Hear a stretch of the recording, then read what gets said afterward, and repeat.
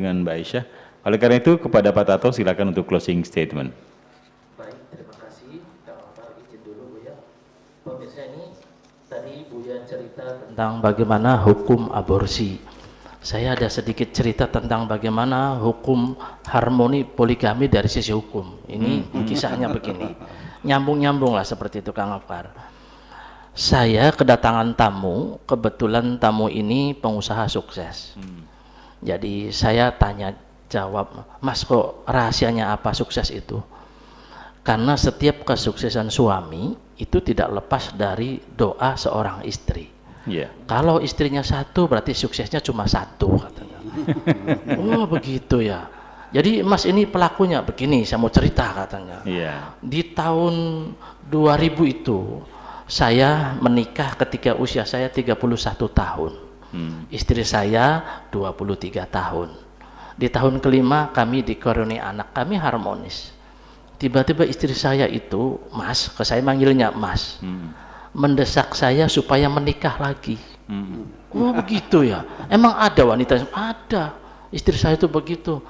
Saya udah ngomong katanya, istriku, saya ini orang soleh, nggak mungkin mau menyakiti kamu, dan saya sulit mempertanggungjawabkan.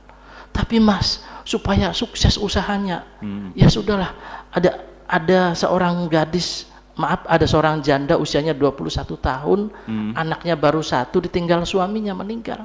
Kasihan tuh. Ya sudahlah, demi Umi katanya. Menikahlah Kang Afkar. Harmonis istri ke satu dan kedua bersama, makan bersama. Habis maghrib taklim bersama, zikir bersama.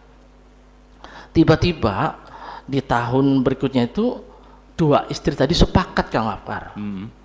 Mas, iya ada apa istri-istriku, kami sepakat supaya doa kita lebih baik lagi, bagaimana kalau menambah keluarga baru.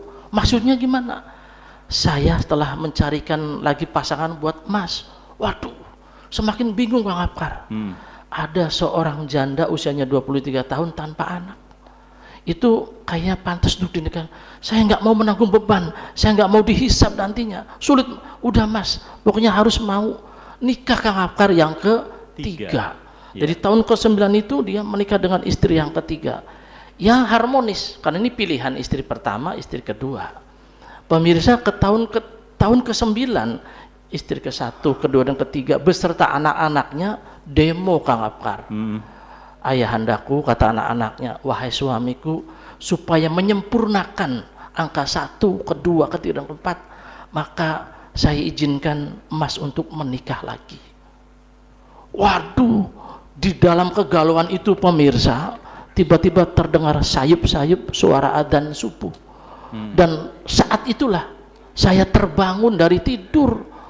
Dan istriku, Mas, yuk kita sholat bersama, udah waktunya subuh. Untung saja mimpi katanya. Jadi sampai istrinya berapa? 1. Usahanya apa? Gagal katanya. Itu Kang Afkar. Itu dongeng saja pemirsa. Mohon maaf, saya kembali ke Kang Afkar. Baik. Iya, terima kasih Pak Tato untuk konsep poligaminya. Dan kemudian untuk closing statement yang berikutnya kepada Buya Syakur, silakan Buya Syakur. Saya mau nyambung dulu nih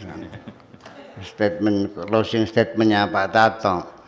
Orang laki-laki itu, masyarakat sekitar kita itu kadang-kadang tidak pernah merasa berdosa ketika berselingkuh. Ya, karena pintu poligami terbuka. Sekalipun undang-undangnya dibuat harus dapat izin tertulis dari istri tua dan diproses di pengadilan. Ternyata banyak jempolan curian, sedang tidur istrinya dicuri jempolnya, kan gitu. Yang jadi pertanyaan, ketika ketahuan dia berselingkuh, jawabnya ada, sunnah Rasul. Lalu saya tanya, apakah menyakiti hati istri itu ada pahalanya? Itu persoalannya.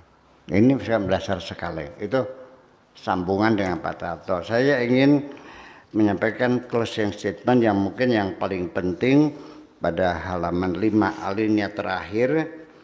Mungkin selama ini engkau sering mengeluh kepadaku bahwa engkau merasakan kesepian yang sangat mencekam. Sebabnya bukan karena tidak ada teman, melainkan karena engkau tidak berada dalam dirimu sendiri. Ini hal semacam ini hampir mungkin bisa dirasakan orang yang baru keluar dari penjara, dikucilkan oleh masyarakat sekitarnya. Betul enggak? Dia melihat orang itu memandang semua sinis semua. Dia merasakan ditinggalkan oleh semua teman-teman yang ada. Karena dia baru keluar dari penjara. Ternyata akhirnya ketika dia merasa tertekan hidup dalam penjara dan merasa tertekan di tengah masyarakat yang merasa dikucilkan, ternyata lebih berat di tengah masyarakat yang dikucilkan. Golf is a game of improvements. To improve my game, I improve my body. Iya, penderitaannya nih, waduh nggak enak banget gitu. Kayak orang, assalamualaikum, nggak ada yang jawab. Ya, ini yang dikeluhkan oleh sang kekasih itu. Nah, dijawab bahwa sebenarnya kesepianmu itu adalah bukan tidak ada teman, melainkan karena engkau tidak ada di dalam dirimu sendiri. Ya, tidak ada dalam dirimu sendiri, artinya adanya di luar. Dan engkau sendiri adalah sedang menonton dari luar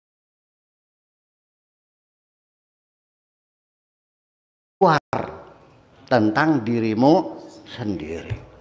Kamu ini penjahat, masuk penjara, dihukum sekian tahun, kamu melakukan tindak pidana. Dia memarahi dirinya sendiri dengan segala macam penyesalan-penyesalannya, dan itulah sangat berbahaya sekali. Jadi ketika dia itu di dalam penjara, di ruangan yang sempit dengan jeruji dan tembok besar, dia terhimpit perasaannya. Tetapi ketika dia itu keluar dari penjara dan dia tidak mendapat tempat yang layak di masyarakatnya, lebih sempit dari penjara itu. Iya, orang dengan penyesalan-penyesalannya, kekecewaan-kekecewaannya itu terpenjara oleh dirinya sendiri. Nah, ketika penjara itu dalam dirinya sendiri, itu dapat dipastikan ruangannya lebih kecil daripada badannya. Kalau penjara itu 4x4 bisa tidur selonjor, di sel polisi juga 2x2 bisa selonjor, bisa tiduran. Tapi ketika penjara dirimu sendiri lebih kecil dari badanmu sendiri, buat napas saja sesak. Sakit sekali.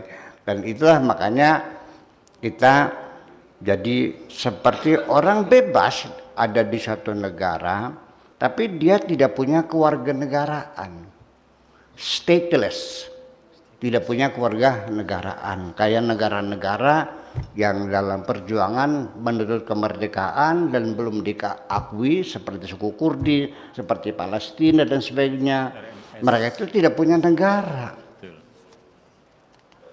Bebas membebas, tapi tidak ada pijakan, juga sama.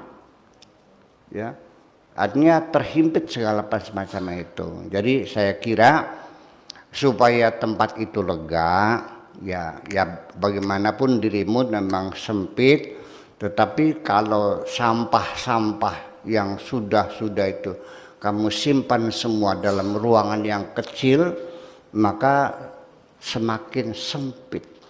Sudah ruangannya 2x2, tapi kursi bodol disimpan di situ, bekas makanan sampahnya dibuang di situ, ya kan gitu, beolnya di situ, sepatu bodol di situ, akhirnya sesak dengan sampah-sampah itu. Itulah menyebabkan engkau merasakan kesempitan dalam kehidupan ini dan hidupnya tidak nyaman karena di samping engkau dalam penjara terlalu banyak sekali sampah-sampah yang engkau simpan di dalam dirimu itu. Maka gimana? Bersihkanlah semuanya supaya kita bernapas lega. Yaitu yang kemarin kita ngaji, qad aflaha man tazakka, berbahagialah orang yang telah membersihkan dirinya. Ruangan-ruangan dalam hati kita itu jangan ada menyimpan sampah-sampah lama, kekecewaan, kegelisahan, ketakutan, kebencian, dendam, kemarahan. Ngapain kau simpan sampah-sampah seperti itu? Betah banget sih. Memang enak itu. Ya, yuk kita buang sampah-sampah yang sudah tidak perlukan. Masa lalu tidak akan kembali, masa depan belum datang. Yuk kita berbahagia untuk hari ini. Terima kasih. Assalamualaikum warahmatullahi wabarakatuh. Iya, Buya selalu mengingatkan kepada kita semuanya agar kita selalu menjalin komunikasi dengan baik dan benar, akan terbangun sebuah persahabatan yang tentu saja kita inginkan bersama. Introspeksi untuk selalu melihat kelemahan diri kita, dari segala kelemahan itu kita bisa membangun diri kita menjadi lebih baik. Jangan pula kita membuat penjara dalam kehidupan kita ini dengan cara membersihkan segala kotoran yang ada dalam ruang-ruang hati kita menjadi baik. Terima kasih saya sampaikan kepada Tengku Aisyah dan juga kepada Pak Tato serta Mbak Feni Siregar, dan tentu kepada guru mulia kita Buya Syakur Yasin yang sudah banyak memberikan banyak hal untuk perjalanan hidup kita di dunia ini. Terima kasih semuanya, dan akhirnya saya Afkar mengucapkan sampai jumpa dan salam damai. Bahagia Indonesiaku. Assalamualaikum warahmatullahi wabarakatuh. Waalaikumsalam warahmatullahi wabarakatuh. Enggak, sudah ya nak semuanya.